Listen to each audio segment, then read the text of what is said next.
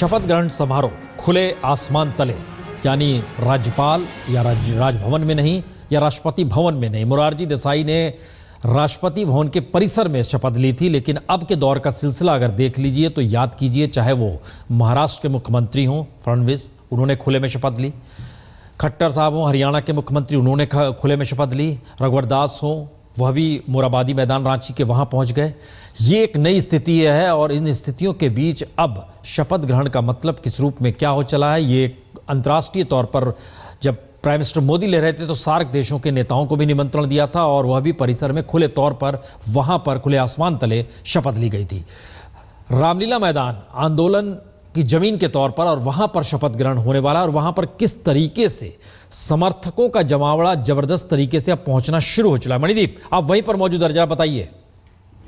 दिल्ली के रामलीला मैदान में थोड़ी ही देर में अरविंद केजरीवाल का शपथ ग्रहण समारोह शुरू होने वाला है। जनतंत्र का उत्सव है, जनता के लिए है, जनता के द्वारा है। लोगों में बेइंतहा उत्साह है। यहाँ पर कुछ लोग हमारे साथ में मौजूद हैं, आइए इन्हीं से पूछते हैं क्या कहते हैं आप। अरविंद केजरीवाल की उम्मीद है आपको पूरी तरह? बिल्कुल सर, लोगों ने उनको भगोड़ा कहा, अराजक कहा, नक्सली कहा, पता नहीं किन किन शब्दों का प्रयोग करा, लेकिन जनता ने बता दिया यही भगोड़ा, यही अराजक, यही नक्सली हमारे भाग्य चेंज कर सकता है। आप में से बनारस से यहाँ पर, बनारस से आप आए थे यहाँ पर, बनारस से आए हैं आप यहाँ पर स्पेशली शपथ ग्रहण के लिए? बस आज के लिए आए हैं। बस आज के लिए आए हैं, क्या कहते हैं?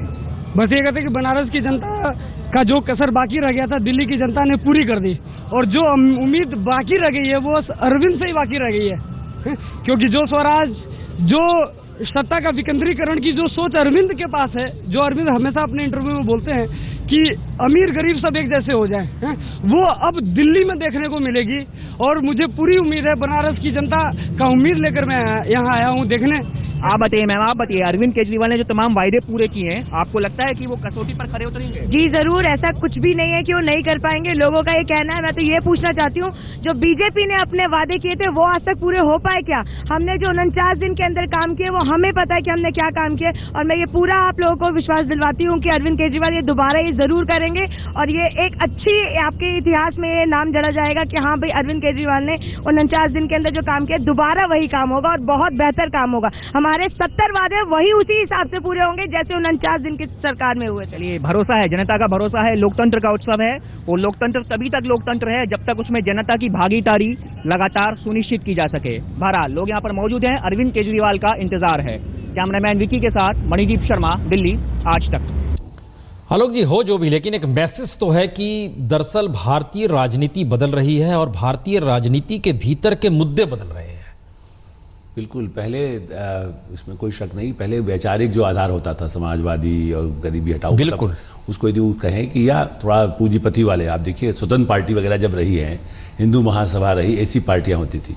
अब लेकिन जिस तरह की जागरूकता बढ़ी है, मैं इसको बड़ी सफलता मानता हूँ कि ये लोकतंत्र की दृष्टि से कि लोग हमारे जो बेसिक मुद्दे हैं आप उस पर आइए और उस पर रिजल्ट दीजिए। जहाँ जहाँ चाहे नगर निगम से लेकर के और संसद तक के चुनाव में लोग अपेक्षा यही करते हैं। ये अलग बात है कि हमारे लोग अभी भी थोड़ा उलझे रहते हैं और नेता उतना तैयार नहीं होते जो नहीं। वो लड़का तैयार हो जैसे रही है, बनारस से आया था, वो जिक्र कर रहा था सत्ता का विकेंद्रीकरण होना चाहिए, गरीब अमीर एक साथ हो जानी चाहिए। ये राजनीति में ये शब्द पहले कभी कभी नेता बोलते थे। हाँ भाई, इसलिए मैंने कहा कि जनता, उनको लगता है ना कि आप अपने को राजा की तरह मत दिए। देखिए, राजाओं के खिलाफ लड़ाई इंदिरा गांधी नेहरू के समय में भी कहा गया था, लेकिन फिर भी दूसरे राजा बन गए। उसके बाद कुछ समय तक तो रहे गांधीवादी लोग, बहुत सारे समय, लेकिन बाद में जब वो भी राजा की तरह दिखाई देने लगे। आप देखिए ना, जो लोग बने, वैसे देखा जाए तो 77 के बाद और ज़्यादा उस तरह का बड़ा एक फेज़ आया। उस समय लोगों को लगा कि नहीं, हमारी जब सरकार आई है, लेकिन वो इमरजेंसी के खिलाफ थी। उसके बाद जो सत्ता के लोग आए, कांग्रेस या बीजेपी दोनों के, वो भी थोड़ा सा राजा की तरह कई लोग रहने लगे। कुछ लोग यकीनन अलग थे। इसमें एक चीज और है कि 1991 के बाद आर्थिक सुधार का जो पूरा हुआ, नया युवा तबका इन सारे सुधारों को देख रहा है, आर्थिक परिस्थितियों को देख रहा है। एक हिस्सा जो आप रामलीला मैदान में अभी देख रहे थे, दूसरा हिस्सा हम आपको दिखाते हैं। श्वेता, आप कौशाम्बी में मौजूद हैं, बताइए। अरविंद केजरीवाल के पैतृक गांव खेड़ा से भी लोग यहाँ पर आए हैं उनको बधाई देने के लिए, उनसे मिलने के लिए, उनसे बात करते ही। बताइए क्या कारण है कि आप लोग आज यहाँ पर आए हैं? आज हम अरविंद केजरीवाल हमारे पैतृक गांव से है, वो हमारे सीएम पद का शपथ ग्रहण समारोह में शामिल होने के लिए, खुशी में शरीक होने के लिए आए हैं।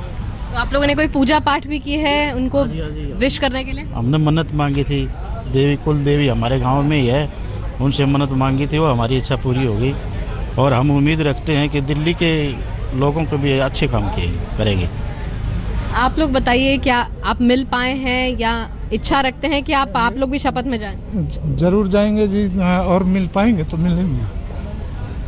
बट काफी खुश हैं आप लोग? हाँ बिल्कुल खुश हैं जी, आज मांगने आए हैं केजरीवाल। खुशी जो है वो चेहरे से ही जाहिर हो रही है और कुल देवी का आशीर्वाद लेकर वहाँ मन्नत मांगी थी तमाम लोगों ने, मन्नत पूरी हुई है तो जाहिर सी बात है मन्नत का पूरी होने के बाद आज शपथ में भी हिस्सा लेना चाहते हैं तमाम उनके गांव के लोग। कैमरा सुबह सक्सेना के साथ श्वेता शर्मा, दिल्ली आज तक। अशोक सिंघल, रामलीला मैदान में कुछ चहल पहल बढ़ी? बिल्कुल प्रसन्न, यहाँ पे काफी लोग आना शुरू हो गए। देख सकते हैं कि टोपी पहने हुए अरविंद केजरीवाल की पार्टी की यहाँ पे लगातार लोगों का आना शुरू हो गया है। देख सकते हैं कि ग्राउंड भरना शुरू हो गया है। हालांकि अभी काफी समय है शपथ समारोह शुरू होने में, लेकिन देख सकते हैं कि तमाम टोपी लगाए लोग अंदर पहुंच गए हैं और लगातार देखें तो रामलीला मैदान के चारों तरफ काफी तादाद में लोग इकट्ठे हैं और देश के कोने कोने से लोग यहाँ पर आ रहे हैं। प्रसून, सबसे बड़ी बात यह कि जब मैं सुबह आ रहा था देखा सड़कों पर टोपी पहने आम आदमी खड़ा हुआ था रामलीला मैदान में आने के लिए, काफी उत्साहित थे। और खास बात यह प्रसून कि रामलीला मैदान आंदोलन का प्रतीक है, यहाँ से आंदोलन की शुरुआत होती है और रामलीला मैदान में शपथ समारोह आम लोगों के बीच तो एक कहीं ना कहीं मायने हैं। अरविंद केजरीवाल का ये दिखाने की कोशिश है कि वो आम जनता के मुख्यमंत्री हैं, आम जनता के सीएम हैं, इसलिए लोगों के बीच में ही शपथ ले रहे और यहाँ पे आंदोलन की शुरुआत की थी और यहीं पे सादगीपूर्ण आंदोलन समारोह किया जा रहा है और जनता में उत्साह देखिए, झंडे लहराए जा रहे हैं। अरविंद केजरीवाल के फोटो दिखाए लिए लोग हाथ में बैठे हुए हैं यहाँ पर और भारी तादाद में जितने अंदर हैं उससे कई गुना लोग बाहर इकट्ठा है रामलीला मैदान के चारों तरफ। तो भारी तादाद में लोग यहाँ देश के कोने कोने से पहुंच रहे हैं। प्रसून, सिक्योरिटी भी यहाँ पे पहुंच चुकी है। देख सकते हैं कि यहाँ पे शपथ समारोह होना है, इस मंच पर पूरी सिक्योरिटी यहाँ पूरी तहकीकात कर रही है और पूरा सादगीपूर्ण है। देख सकते हैं पूरा सादगीपूर्ण से ये पूरी तैयारी की गई है। प्रसून, खास तौर से हिदायतें दी गई हैं, कोई तामझाम यहाँ नहीं होना चाहिए और ऐसा लगना चाहिए कि आम जनता का मुख्यमंत्री शपथ ले रहा है, ना कि कोई विशेष व्यक्ति यहाँ पे शपथ ले रहा है। ये दिखाने की पूरी कोशिश की गई है। प्रसून, अशोक, हमने एक चीज नहीं देखी कि जब से आम आदमी पार्टी आई टोपी पहनने लगी, तमाम राजनीतिक दलों ने भी टोपियां पहनने लगी। इससे पहले गांधी टोपी या उसके बाद जिक्र करें तो कांग्रेस सेवा दल के जो तमाम कार्यकर्ता होते थे वो टोपियां पहनते थे, लेकिन बीजेपी टोपी पहनने लगी, कांग्रेस टोपी पहनने लगी। ये जो नई संस्कृति निकल कर आई भारतीय राजनीति में, क्या ये माना जाए कि दरअसल ये आंदोलन और आंदोलन के दौर में टोपी और फिर आम आदमी पार्टी का आना, ये एक पूरी प्रक्रिया इसी की देन भारतीय राजनीति को प्रभावित कर रही है? बिल्कुल प्रसून, जिस ढंग से आम आदमी पार्टी ने शुरुआत की टोपी पहन के ये दिखाने की कोशिश की कि हम आम लोग हैं और जो टोपी एक सिंबल होता था क्रांति का, आंदोलन का, स्वतंत्रता संग्राम में देखेंगे वो जो बड़े बड़े जिन्होंने फ्रीडम फाइटर से टोपी पहना करते तो कहीं ना कहीं एक सिंबल बन गया आंदोलन का और आम आदमी की लड़ाई का।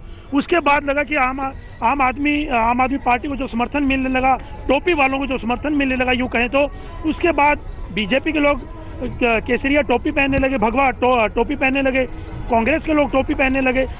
तो ये हालांकि प्रश्न नया नहीं है प्रश्न, लेकिन बहुत समय के बाद आम आदमी पार्टी ने इसकी शुरुआत की, इस टोपी की, और एक सिंबल बन गया आम आदमी की लड़ाई का। इसके बाद ये प्रचलन में आ गया, लोगों को लगा कि समर्थन मिलने लगा आम आदमी पार्टी को और लोग जुटने लगे और अलग दिखाई देने, एक पहचान बन गई अगर यूं कहें तो।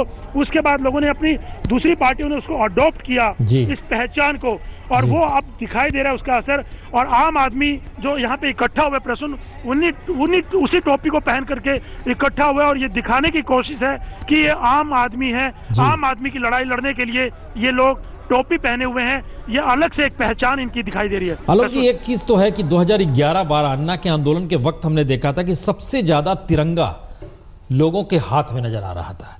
ये एक राष्ट्रवादी सोच थी या उस राष्ट्रवाद या कहें आजादी की महक के भीतर इस बात का एहसास था कि राजनीति हमारे साथ दगा कर रही है, ठग रही है, तो क्यों ना उसके खिलाफ अब देश के झंडे तिरंगे को लेकर ही आगे बढ़ा जाए। जी, जिस तरह से तिरंगे को लेकर के या टोपी पहन करके लगा कि नहीं अब हमें सत्ता लेनी है, मुझे ऐसा लगता है कि वो प्रतीकात्मक आज़ादी जिसके लिए मिली, हमारे लिए आज़ादी है, ये भी एक उसका प्रतीक बना। देखिए ये आपने ठीक है, पहले प्रभात फेरी हम लोग जब बचपन में जिसको कराची देखते थे, प्रभात फेरी निकलती थी झंडा लेकर के, वो खत्म हो गया। आपने जिक्र किया ना, कांग्रेस समाजवादी पार्टी भी वो टोपी दूसरी लगाती थी, थोड़ा लाल जिसको कराची, और वो टोपी थी, वो बिल्कुल टोपी फिर औपचारिक हो गई कि शादी ब्याह में जैसे होता है ना, आप शाल कुछ अपना रेशम पहन लीजिए, कुछ उस तरह से। सेवा दल का आपने नाम लिया, उन्हें एक तरह से उसको क्षमा के साथ, कई लोग तो जैसे किराए पर या पुलिस के लोग हैं उनको टोपी पहना दी जाती थी, सुरक्षा कर्मचारी मतलब इसको कहें आप, तो ऐसे लोगों को टोपी पहना करके औपचारिकता होती थी। हम जरा आंदोलन मनीष सिसोदिया क्या कह रहे हैं, जरा इसे सुनिए। सरकार के ऊपर जरूर रहेगा शपथ ग्रहण समारोह में, क्या कहेंगे अरविंद केजरीवाल, इस पर भी सबकी नजर रहेगी। लेकिन जो जानकारी है उसमें उनकी तबीयत बिगड़ी हुई है और फिलहाल वो बुखार भी है, डॉक्टर देखने आए हैं। हम आपको एक पोस्टर दिखाते हैं क्योंकि दिल्ली में पोस्टर वार भी खूब चला और इन सब में कल रात से ही शपथ ग्रहण के मद्देनजर अलग अलग जगहों पर पोस्टर लगा दिया गया, धन्यवाद दिल्ली, और इसके जरिए दिल्ली को कहीं ना कहीं किसी ना किसी रूप में धन्यवाद देते हुए अरविंद केजरीवाल की तस्वीर के साथ धन्यवाद दिल्ली जो लिखा गया, और उसके जरिए इस बात का एहसास किया गया कि आप सभी शपथ ग्रहण में शरीक हो जाएं। और उसी की ये तस्वीरें जो आप देख रहे हैं, सारे लोग पहुंचने शुरू हो रहे हैं रामलीला मैदान में, और उसके साथ ही और कई लोग लिख कर आए कि दिल्ली के बराक ओबामा हैं अरविंद केजरीवाल। ये सारी चीज़ बड़ी अजीबोगरीब तरीके से जिक्र हो रही है, लेकिन ये देखिए पोस्टर जिसका जिक्र हम कर रहे हैं, धन्यवाद दिल्ली अरविंद केजरीवाल, ये अलग अलग जगहों पर जो भी पोस्टर्स हर जगह चस्पा थे उसमें अब धन्यवाद दिल्ली लिख दिया गया। क्योंकि पहली बार एक ऐसा मैंडेट किसी सरकार को मिला है जिसमें 67 सीटें, 70 में से 67 सीटें उसके हक में, 54% वोट उसके हक में, यानी कुल मिला के पूरी दिल्ली लगता है एक व्यक्ति के साथ आकर खड़ी हो गई है। और इसीलिए जन आकांक्षाओं का बोझ कहीं ना कहीं कांधे पर सरकार के जरूर होगा। हम एक छोटे